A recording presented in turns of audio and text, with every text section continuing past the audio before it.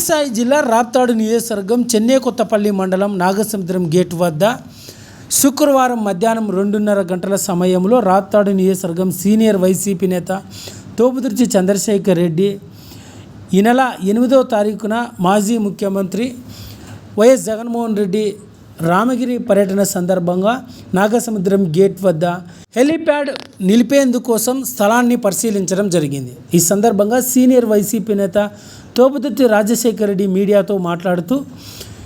ఈ నెల 8వ తారీఖున స్థానిక పాపిరెడ్డిపల్లి గ్రామంలో మృతి చెందిన వైసీపీ కార్యకర్త లింగమయ్య కుటుంబ సభ్యులను పరామర్శించేందుకు వైఎస్ జగన్మోహన్ రెడ్డి రాబోతున్నాడని, అందుకు గాను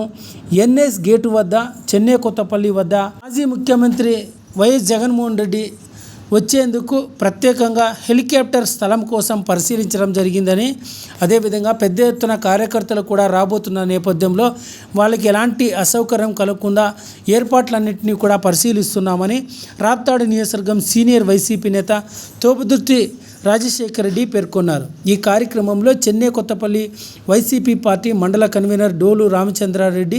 సీనియర్ వైసీపీ నాయకుడు శ్రీనివాసరెడ్డి, పలువురు వైసీపీ నాయకులు కూడా పాల్గొని నాగసముద్రం గేట్ వద్ద